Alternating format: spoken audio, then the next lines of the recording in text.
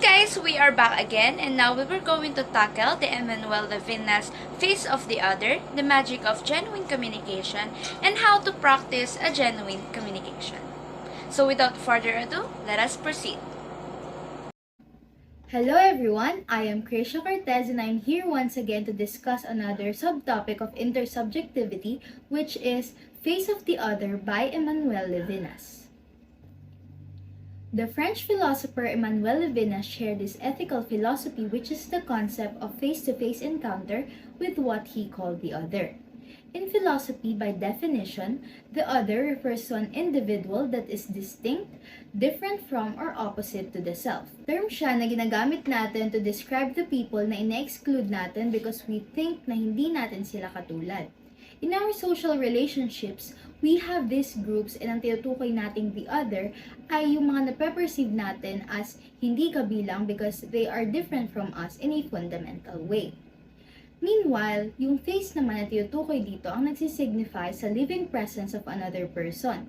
So if we say face-to-face encounter with the other, it implies na we are exposed to another person that is genuinely different from us. Generally speaking, when we meet people and try to relate with them, ginagamit nating basis or standard sa pag-judge ng actions and character nila is yung sarili nating beliefs and values na na-inherit natin from the society, as if we are only focusing on what is similar between us. We judge people based on what we think is good and acceptable.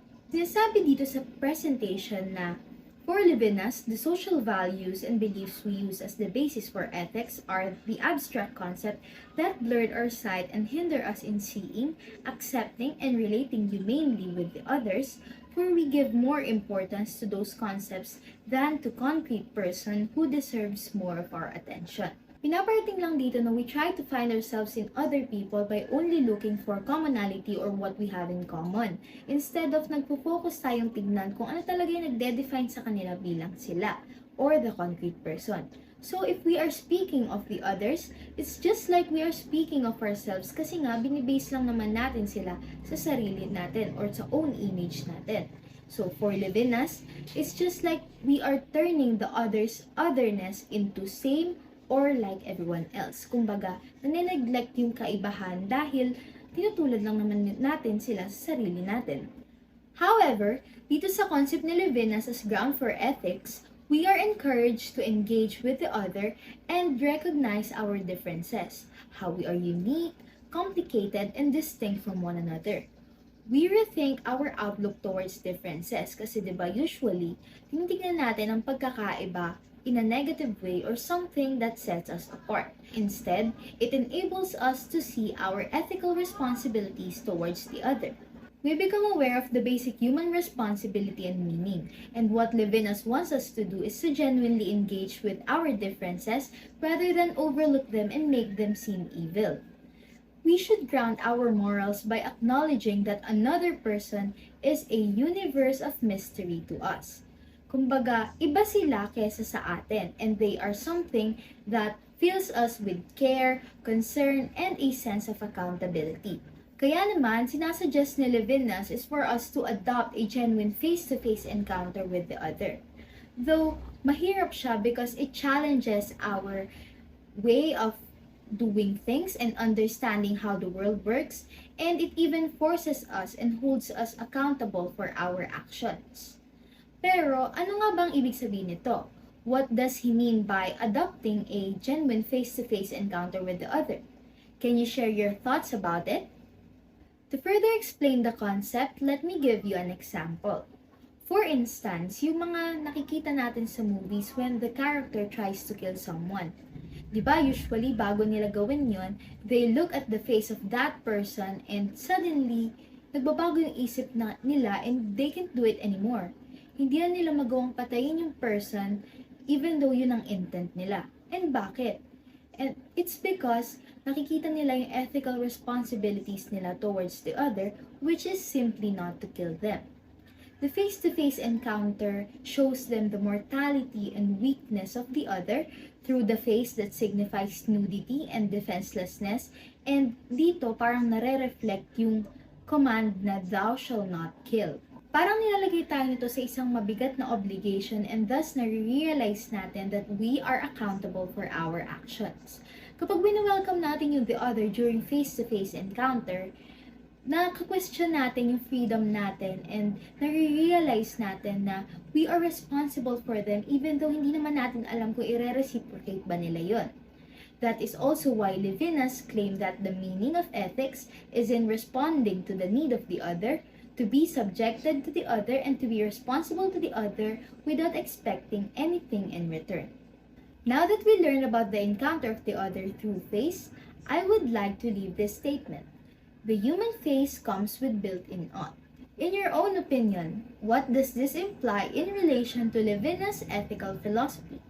Kindly share your thoughts in the comment section below. And now, let's proceed to the next subtopic of intersubjectivity, which will be discussed by Ms. Clarice Algamaro. Genuine communication and intersubjectivity. Words are, in my not so humble opinion, our most inexhaustible source of magic, capable of both inflicting injury and remedying it. It tells how words are powerful enough to either make or break you.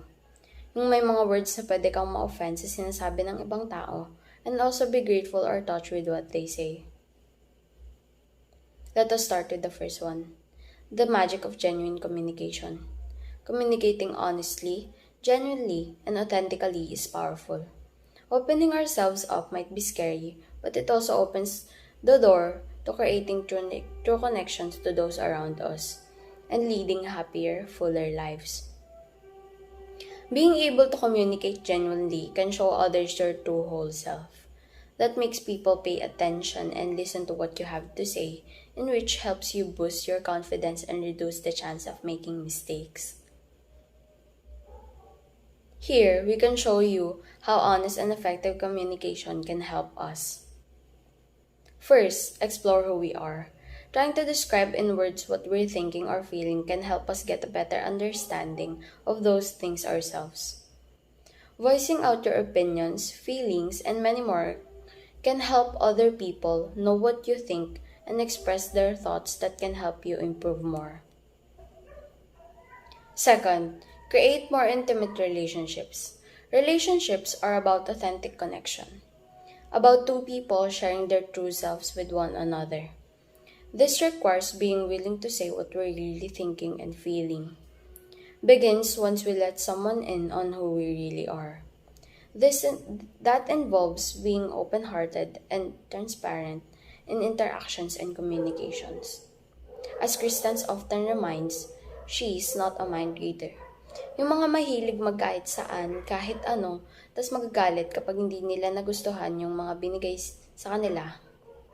Sila yung mahihirapan sa pag-create ng intimate relationship kasi it requires people in showing what they really want or feel para ma-reciprocate ng other person ng maayos and connect more with the other person that can help them feel more understood and build more healthy relationship.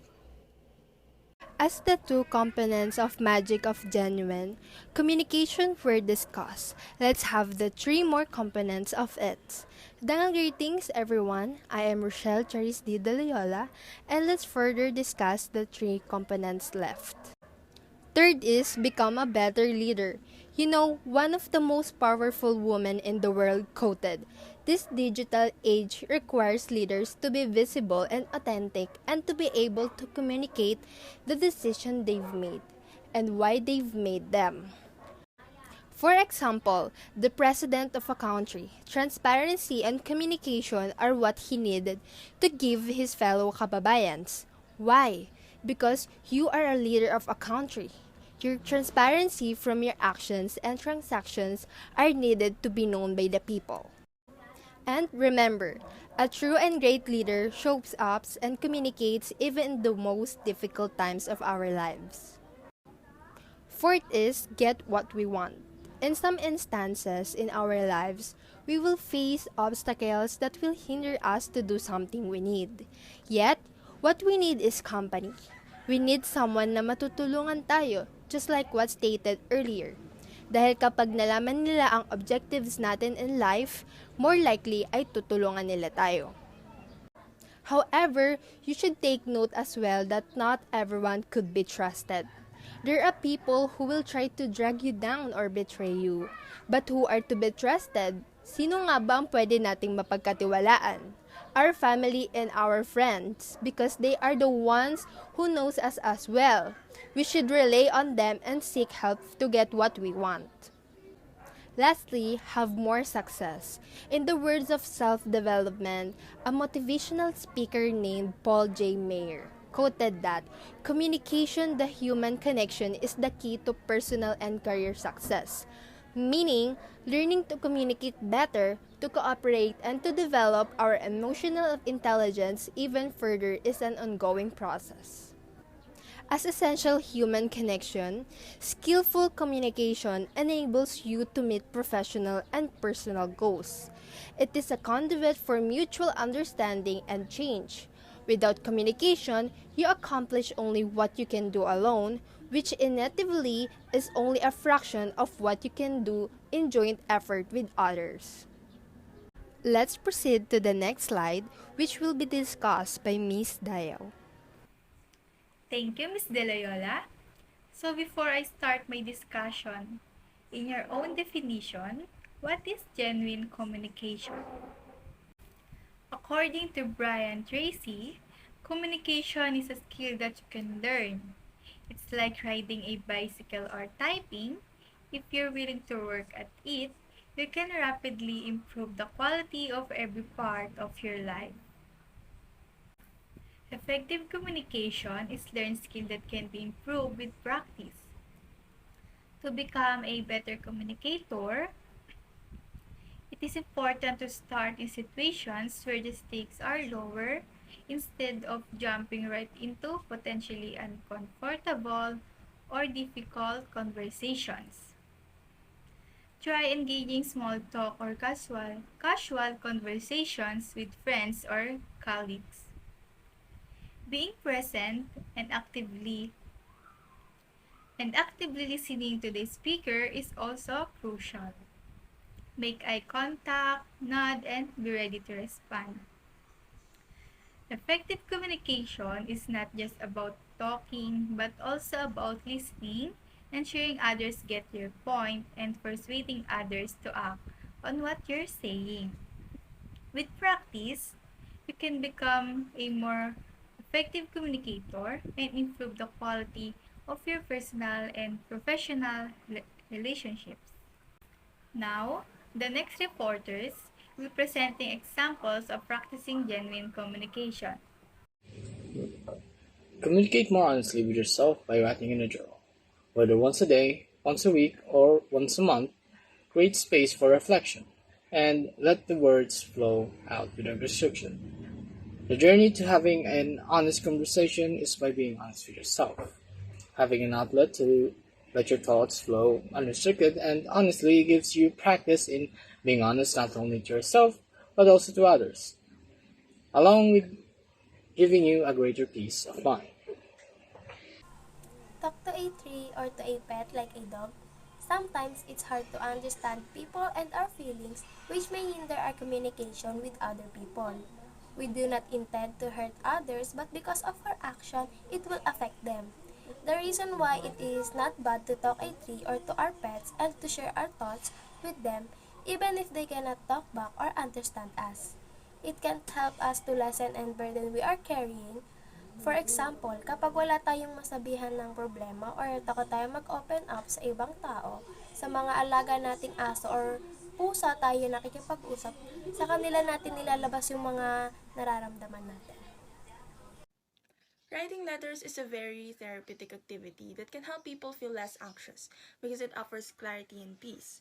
So write a letter to someone you care about. It can be a gratitude letter or just a note discussing something you haven't felt comfortable sharing before. You see, since humans are essentially meant to exist with other people, the point of this activity is to express your sentiments toward them, nang hindi nire-require na sabihin yan sa kanila directly, rather than holding or bottling them in. Writing letters to your loved ones to express your gratitude and convey your affection may also make you feel better and more fulfilled according to research. Practice listening. Listening is one of the most important skills you can have. How well you listen has a major impact on your job, effectiveness, and the quality of your relationship with other people. The way to improve your listening skills is to practice active listening. This is where you make a conscious effort to hear not only the word that another person is saying, but most importantly, the complete message being communicated. In order to do this, you must pay attention very carefully. You cannot allow yourself to become distracted by whatever else may be going around you, or forming counter-arguments while the other person is still talking. Nor can you allow yourself to get bored and lose focus on what the other person is saying. Everyone talks in a unique way, depending on their own situation, history, and values. Observe how people behave. People near you are communicating with one another through their body language, eye contact, and their statement and omissions. To communicate effectively, Tony Robbins asserts, we must understand that we are all different in the way we see the world and make decisions based on this knowledge and our interaction with other people. Our society involves a diverse group of people.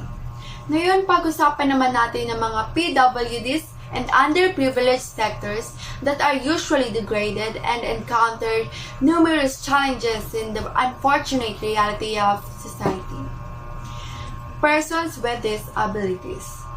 According to the United Nations Convention on the Rights of Persons with Disabilities, yung term daw na PWD ma-apply sa mga taong may mahabang term na physical, psychological, intellectual, or sensory impairments na nagkakos ng discriminatory barriers, and doon nababawasan yung mga opportunities nila na makapag-participate sa society natin ng effectively at same level with others. However, despite of their certain conditions, we should not turn a blind eye to their efforts and contributions in our society. Sa mga pictures na ito, makikita naman natin na kahit may naranasan silang disabilities, hindi sila sumuko sa buhay nila. Nagpapatuloy sila sa passion nila, pinapakita pa rin nila na meron pa rin silang nagagawa. Nakakapagtrabaho pa rin sila kahit may mga struggles silang nararanasan sa buhay. And now we must end the discrimination so they will be able to showcase their unique talents and abilities as they are also humans with rights to live peacefully in our world. Underprivileged sectors of the society. The underprivileged is being described as the group of people that is suffering from different forms of social deprivation. Sila yung mga nasa mababang antas ng lipunan natin and kadalasan na naghihirap, kaya kailangan nila ng tulong from our government. Sila rin yung kadalasang walang pera, walang sapat na pera, walang sapat na education, at dahil doon, kakaunti lang yung mga opportunities na pumapasok sa kanila. Next, we have the marginalized sectors, which include jeepney drivers, farmers, fisher folks, and many more. They are also considered as underprivileged. Marginalized sectors are a group of people that are experiencing the marginalization. Ito yung act of downgrading a person. Nagaganap yung discrimination na tingin natin sa kanila is mababa, pero dapat hindi talaga. These individuals must be treated equally instead of being exposed to the prejudice of society. They deserve to be respected, valued, and loved. According to Martin Buber, the world is not comprehensible, but it is embraceable. Through the embracing of one of its beings, sometimes we experience difficulties and think that the world is unfair to us, right? However, we could still enjoy our life through appreciating what's within our world, and that includes our nature, animals, and human persons. Therefore, we must embrace the differences among the people we encounter in our life as we develop genuine relationships with them. We are all surrounded by a variety of people from various backgrounds and personalities in this planet. No matter how different they are from us, we all want to live peacefully in a world that we share with them. While relating to others and resolving our differences is not always simple, it is a challenge that we must embrace. In this video, we have learned that intersubjectivity is simply the exchange of conscious and unconscious thoughts and feelings between two people or subjects made possible by empathy. Additionally, we treat other people as subjects rather than objects in intersubjectivity. It is a philosophical idea that investigates the acceptance of one another's personhood. It is a special connection between many subjects. Mahal mo nga. Ang tanong, mahal ka rin ba? Interesting. Sometimes we do love, but yung pagmamahal na binibigay natin is hindi na reciprocate. Although hindi naman masama pag naka-experience tayo nito, but then this type of situation best illustrates contrast to intersubjectivity, kung saan you see the other person as your subject while the other person only sees you as object. There's no mutual understanding between each other. Mahal mo siya, pero para sa kanya, wala ka lang. Kaya kung ako sa'yo, mag-move on ka na. Minahal ka ba talaga? O minahal lang dahil napapakinabangan, tapos nung wala ka ng pakinabang sa kanya, bigla ka na lang iiwan. That hurts. Isipin mo, binigay mo lahat-lahat, pero ginamit ka lang. Sorry if I push a button, but don't get mad at me, because again, I just want you to see what intersubjectivity really is. Remember guys, sa intersubjectivity, I and the others are viewed more as complements to one another than as merely a tool for achieving personal objectives. Kaya kung nararamdaman mong ginagamit ka lang, girl, umalis ka na. You deserve better. You deserve someone who will see you as a person and not as an object that he will use. To sum up this whole topic, intersubjectivity is a type of relationship that is thought to be between people or between subjects. The theory of communicative action by Jürgen Habermas will help us identify the genuine type of communication that is essential for establishing an intersubjective relationship. On the other side, Martin Buber's ideal relationship illustrates how crucial it is to experience the other as a person, a you, as opposed to an object in order to ensure a true relationship. Last but not least, Emmanuel Levinas's Face of the Other clarifies how to relate to people by focusing more on our moral obligation to them. Before ending my part, I have 3 questions na iiwan ko para sa inyo. For you, what is the significance of intersubjectivity in building relationship with others? Next is, what is your reflection to our topic, intersubjectivity? You can relate your experiences related to the lesson. And lastly, as a student, how can you create a better and more inclusive place for persons with disabilities and those from the unprivileged sectors of society? That will be all. Thank you guys for staying with us until the end. Goodbye and see you next time.